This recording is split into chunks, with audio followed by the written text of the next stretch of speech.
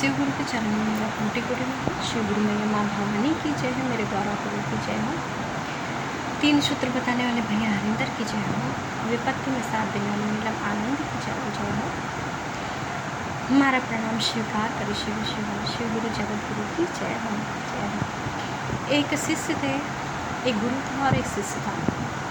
गुरु जो है शिष्य को कहता था कि हर दिन बर्तन साफ करो पीताम्बरी से। तो वो बोलता था शिष्य कि गुरु जो है पीताम्बरी से क्या रोज़ रोज़ साफ़ करते हो बर्तन, जाने दो, इसको 1 हफ्ते बाद साफ़ करेंगे, रोज़ रोज़ साफ़ करने का इसमें क्या मतलब है। गुरु भी बोला ठीक है, अगर तुम्हारी यही इच्छा है तो ऐसा ही सही है, तुम 1 हफ्ते में बाद ही साफ़ करना। बोले ठीक है। जब 1 हफ्ते बाद जो है वो साफ़ करने लगा तो उसमें जो है वैसी चमक नहीं आई जैसे कि हम रोज़ रोज़ साफ़ करते हैं बर्तन उसमें चमक आती है, वैसे जो है उस पीताम्बरी से साफ़ करने से लोटे लगते हुए वैसी चमक नहीं आई। तो गुरु बोला देखो, इसीलिए मैं तुम्हें कहता था कि रोज़ रोज़ बर्तन साफ़ करने से, घिसने से, पीतल के बर्तन रोज़ घिसने से उसमें चमक बनी रहती है, और रोज़ उसकी सफाई नहीं करोगे तो उसमें कालापन हो जाता है, वो कभी छूटता नहीं है। तो बोला कि हाँ गुरु आप सही कह रहे थे, मुझे बर्तन रोज़ रोज़ साफ़ करना चाहिए था। ऐसे ही हमारे जीवन में है, जैसे रोज़ हम भक्ति भाव भजन करते रहेंगे तो हम भगवान से जुड़े रहेंगे, और कोई भी मन, कोई ईर्ष्या द्वेष जलन, कोई गंदगी हमारे मन को छू नहीं पाएगी। जैसे उस लोटे से पीताम्बरी से रोज़ साफ़ करने से चमक बनी रहती है, वैसे ही हमारे मन की पवित्रता, शुद्धि और सोच के लिए हमें भक्ति भाव भजन करना चाहिए, और जिससे हमारे मन की शुद्धता भी बने रहे, पवित्रता भी बने, और कोई भी प्रकार की गंदगी ना हो। और शिव गुरु जगत गुरु की महिमा तो अपरंपार है, आप सभी जानते हैं। गुरु तो बहुत ही दयालु हैं, कृपालु हैं, जिनकी महिमा का कोई गुणगान नहीं कहने से बखाने जैसा।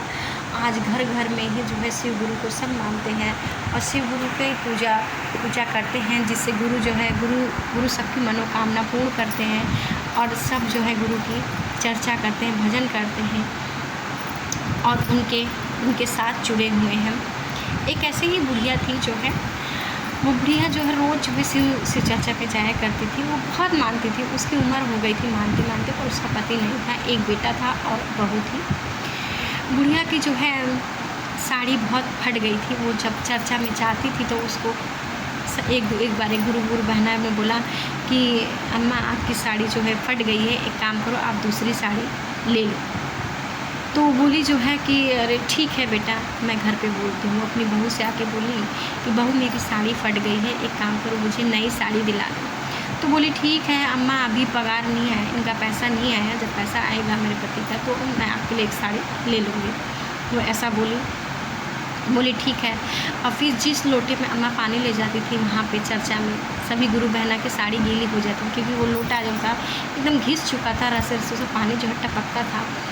तो उससे जब पानी टपकता था सभी गुरु बहना की साड़ी गीली थी। तो वो सभी गुरु बहना बोली एक काम करो आप एक लोटा, अम्मा साड़ी के साथ साथ बोल देना एक लोटा भी तुम्हारे लिए खरीद दो। बोली ठीक है। फिर आई लोटे के लिए, बोली जो है अपने बेटे से बोली बेटा मेरा एक लोटा जो है जो टूट गया है, जो मैं चर्चा में लेके जाती हूँ अक्सर ये फूट गया है, एक काम करो आप मेरे लिए एक जो है लोटा ले लो। तो वो बोला कि ठीक है पगार आने दो, पैसा आने दो अम्मा, मैं ले लूँगा, अभी तो क्या जल्दी भी यही लोटा से काम चला, मैं ले लूँगा आपके लिए।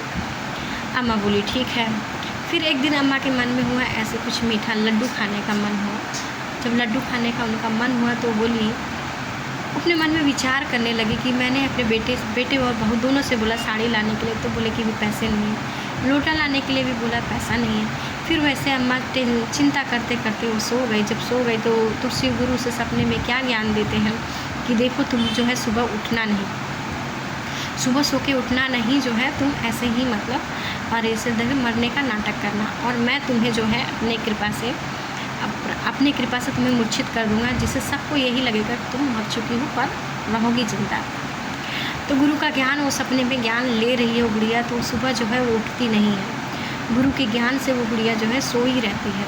और जब उसकी बहू जाके बोलती है 8 बज गए सुबह के, अम्मा उठी नहीं, अम्मा तो 4 ही बजे उठ जाती है, आज उठी क्यों नहीं। फिर जब वो गया जो है देखने गई उसकी, जब उसकी बहू देखने गई तो सास तो मरी पड़ी हुई थी। वो तो उसे गुरु की लीला थी, गुरु ने अपने प्रभाव से उसे जो है मूर्छित कर रखा था, बुढ़िया तो मरी थी नहीं। तो अपने जाके बेटे को, अपने पति को बोली कि देखो देखो तुम्हारी माँ मर गई है।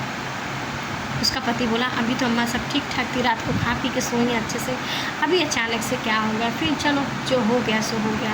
वो क्या काम करता है, चिट्ठी जो है सजाता है, नई साड़ी लाता है माँ के लिए नया लोटा लाता है, लड्डू लाता है और सब जो है चिट्ठी पे सजा देता है। और 4 कंधे पे लेके जब उसको लोग चलने लगते हैं, सामने वाला बोलता है राम नाम सत्य है, तो गुड़िया बोलती है, तब गुरु ने अपने कृपा से उसके मूर्छन तोड़ देती है, वो अपने होश में आ जाती है। तो बोलती साड़ी बड़ा मस्त है। जो 4 लोग कंधे पे लेके जाते हैं उन लोग को यही भ्रम रहता है कि हम लोग बोल रहे राम नाम सत्य है, तो कौन बोल रहा है कि ये मस्त है। फिर वो लोग सोचे हो सकता है हम लोग का भ्रम हो। फिर आगे वो चले, फिर बोले राम नाम सत्य है, तो बुढ़िया बोली लोटा बड़ा मस्त है। तो फिर वो लोग सोच में डूब जाते हैं कि हम लोग तो कुछ और बोल रहे हैं और ये सामने से पीछे से आवाज़ कहाँ से आ रही है। फिर एक बार वो लोग बोले चलो कि एक बार और देखते हैं, बोले राम नाम सत्य है। तो बुढ़िया बोली लड्डू बड़ा मस्त है। इतने में उन लोगों ने चिट्ठी उतार के और जो है वहाँ से भूत भूत चिल्ला के भाग गए। सब लोग अपने घर को चले गए और उनके बेटे से जाके बोले कि जो है आप तो बोल रहे थे कि आपकी माँ मर गई है, देखो आपकी माँ का कोई भूत आया है, ऐसे ऐसे बोल रहा है। तो जब वहाँ पे जब बेटे बहू जब गए वहाँ पे सब भाग के, गाँव वाले सब भाग के गए, तो बुढ़िया जो है लड्डू खा के और जो है लोटे से पानी पी रही थी, चिट्ठी पे बैठी थी पानी पी रही। तो उसके बेटे बहू आए, बोले माँ जी आप तो मर गई थी ना, तो फिर अचानक से ऐसा चमत्कार कैसे हुआ कि आप बैठ गई। तो बोली मेरे गुरु की महिमा है, लीला है, उनकी कृपा है कि मैंने तुम लोगों से बोला कि जो है मीठा लाने के लिए, लोटा लाने के लिए बोला नहीं लाए, साड़ी लाने के लिए बोला नहीं लाए, मेरे लड्डू खाने का मन था, मैं बोली वो भी बोलूँगी तो तुम लोग नहीं लाओगे। फिर गुरु ने मुझे ज्ञान दिया।